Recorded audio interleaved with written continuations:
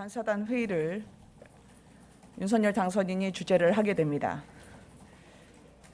무엇보다 윤석열 당선인은 그 실용주의와 국민의 이익을 국정 과제의 기준점으로 삼고 있습니다. 부처 업무 보고도 오늘을 기점으로 마무리에 들어가는 만큼 이제 그 공약의 국정 과제화에 착수하고 우선순위에 초점을 맞춰서 국책 과제를 점검하고 선정하는 이 과정에 들어가게 될 것입니다.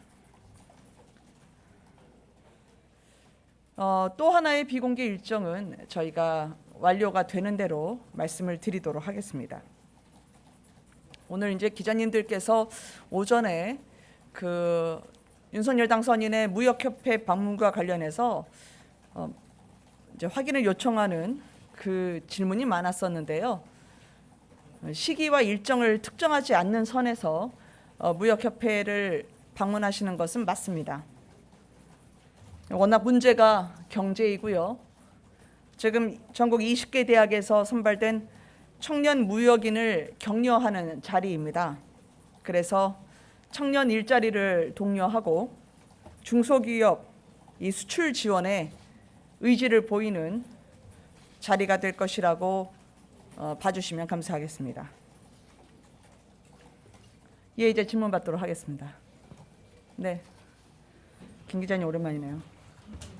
네, 대변인 뉴스팬 김태현입니다. 네. 저 어제 문재인 대통령과 윤석열 당선인의 만찬 회동에서 이제 네. 감사위원 이제 한은 총재 인사 그리고 추경 관련해서 이제 장제원 비서실장과 이철희 정무수석의 이제 실무 협상을 좀 요청했는데요. 네. 좀 언제부터 제대로 시작하고 어떤 방식으로 좀 이루어지는지 좀 여쭤보고 싶습니다. 네. 두 분의 만남이 지금 끝난 지 사실 12시간도 되지 않았습니다. 그래서 그 실무 협의는 뭐 조속히 착수될 것이라고 생각을 하고요. 특히 이제 코로나 사태를 관리하는 것, 그리고 자영업자, 소상공인 피해 지원을 위해서 추경을 이뤄내고 협력해 나가야 한다는 데에 두 분이 공감대를 이루신 것이라고 자평합니다. 네. 예, 마이크로 부탁드릴까요? 어제 그 대통령님과의 회동에서 네. 이제 뭐 과거의 인연에 대한 대화를 나누셨다고 하는데 그 대화 중에 뭐 적폐 수사나 이 조국 수사에 대한 언급이 있었는지 궁금합니다. 네. 어제 브리핑에서도 말씀을 드렸지만 그 같은 사안은 일절 거론되지 않았다고 저도 들었습니다. 예, 다음 질문하실 분 있으실까요? 그 어제 만찬 회동 하셨을 때 그 용산 이전 관련해서 말씀도 나누셨다고 했는데 네. 이게 청와대 예비비 협조로까지 이어질 것으로 보시는지 아니면 원론적인 수준의 협조를 언급하는 걸로 봐야 할지 궁금하고요. 또 코로나 손실보상 관련해서 구체적인 내용이 있는지도 궁금합니다. 네. 용산 문제는 어제 제가 장지원 실장의 브리핑도 함께 들었지만 유영민 비서실장께서 먼저 제안을 해주신 부분과 관련해서 문재인 대통령께서도 이 부분에 대한 언급을 해주시고 또 협조 의사도 피력해 주신 걸로 파악을 했고요. 그 소상공인 그리고 자영업자 손실보상 문제와 관련해서는 저희의 50조 약속, 저희는 하루빨리 이 국민들의 어려움을 덜어낼 수 있도록 조속한 시일 안에 여야 간에 또 실무자 간의 협의가 구체적으로 착수되기를 바랍니다. 그리고 이에 대한 공감대는 어제 확인했다고 생각합니다. 네, 소정민입니다. 안녕하세요, 서 기자님.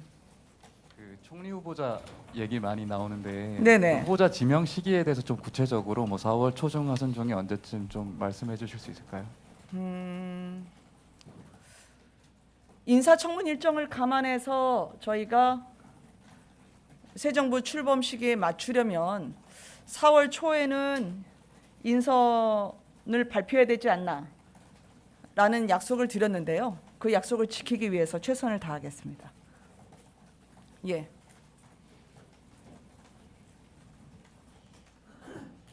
네, 뉴시스 최서진입니다. 네. 당선인께서 김부겸 총리하고 26일에 비공개 회동을 가지고 취임식 전까지 집무실을 용산 이전을 하겠다고 약속을 했다고 하셨는데 설명을 부탁드리고요. 그리고 혹시 그 자리에서 좀 총리직 유임에 대한 이야기도 나왔는지 궁금합니다. 저 이제 인수위가 되니까 전에 뵀던 많은 기자님들 다 그 홈커밍을 해주셔서 너무 반가운 얼굴들이 많아지네요. 일단 그 김부겸 총리의 유임과 관련해서는 보도가 나온 직후에 저희가 김부겸 총리는 덕망이 있고 또 존경하는 분이긴 하지만 그것과 총리직 유임은 별개의 사안임을 말씀드린 바가 있습니다. 따라서 두 번 고지를 해드릴 필요는 없을 것 같다고 생각이 들고요.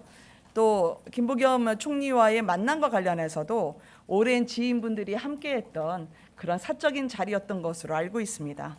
따라서 그 대화에서의 내용 또한 파악할 수 있는 위치에 있지 않음을 말씀드립니다. 예,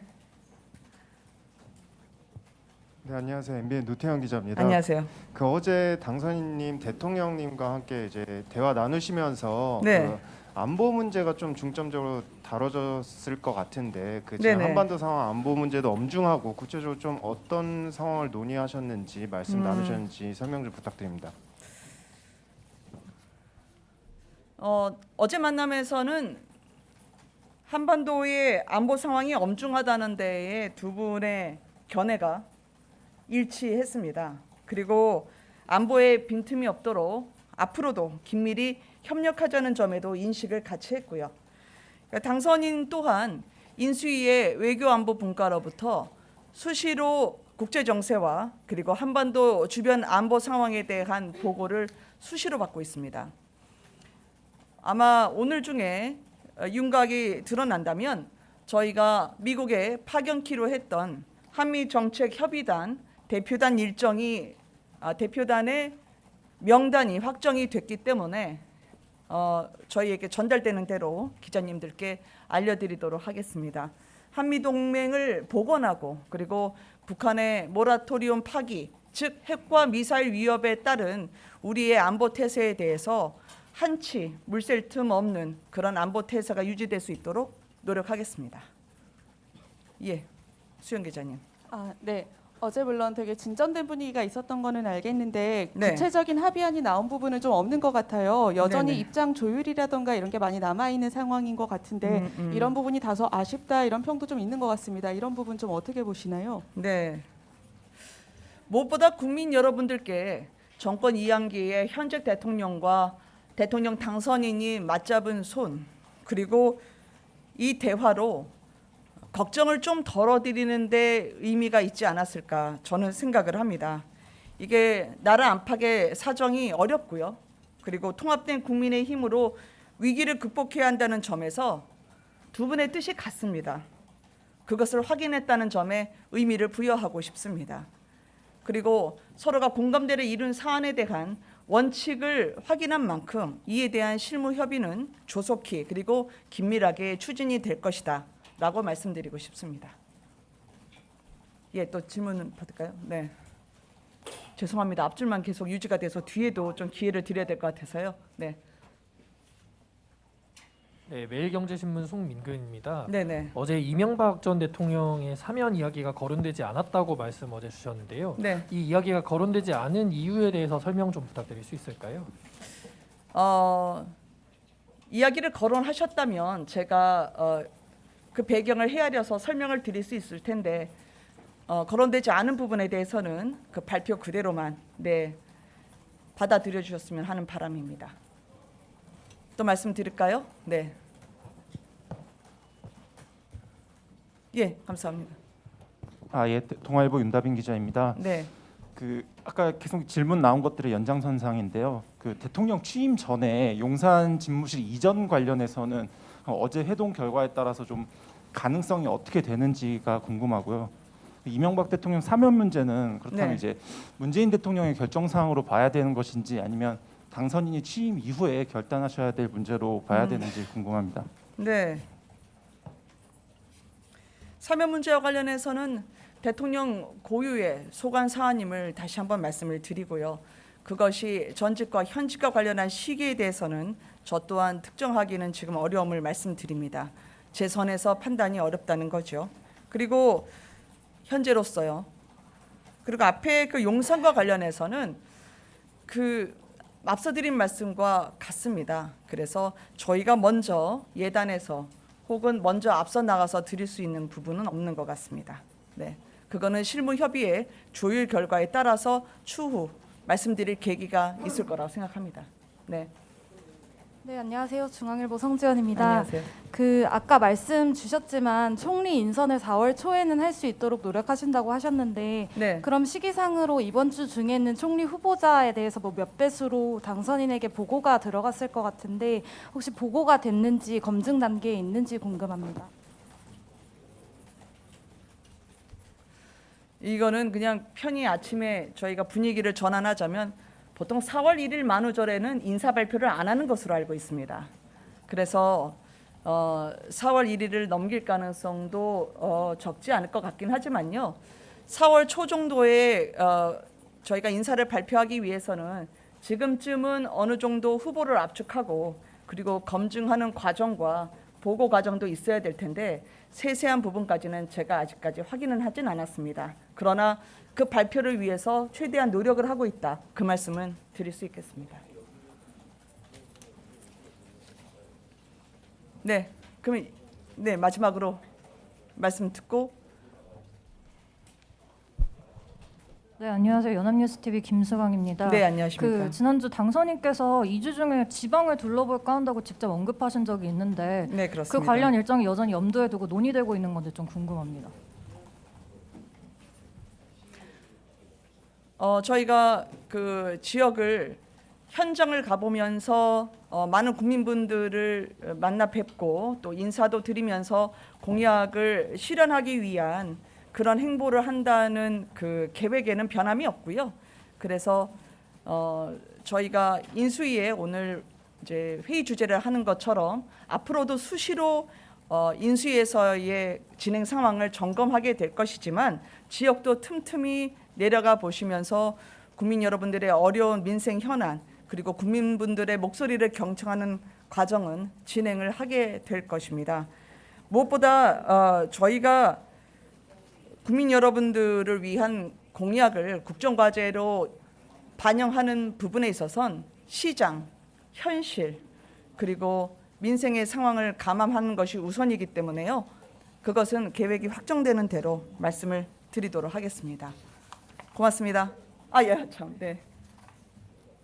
추경 관련해서 안녕하세요. MBC 조명아입니다. 네네네. 추경 관련해서 한 가지 여쭤보고 싶은데요. 50조 추경 재원 마련 관련해서 이제 그 당선인께서는 지출 구조 조정을 좀 이야기하고 계셨잖아요. 그래서 네네네. 지출 구조 조정 대상으로 고심 중인 어떤 현 정부의 그런 예산들이 좀 있는지 혹시 이렇게 뭐 아이디어 차원이라도 이제 거론하신 부분이 있으시면 좀 답변 좀 부탁드리겠습니다. 이거는 인수위 대변인이 대신 답변을 가름해야 될 사안으로 생각됩니다. 왜냐하면 저희가 현재 정부의 예산 중에 지출이 구조조정이 가능한 분야를 기재부와 적극적으로 안을 받아보겠다라고 말씀을 드렸기 때문이죠. 과거에 여러 추경 예산을 편성하기 위한 방법들이 거론이 됐지만 현재는 협의 중인 단계로 인수위 대변인을 통해서 말씀드리도록 하겠습니다. 저희가 먼저 이 이야기를 하기 이전에 기재부에서 성의 있게 또 적극적으로 임해 주실 것으로 생각합니다. 고맙습니다.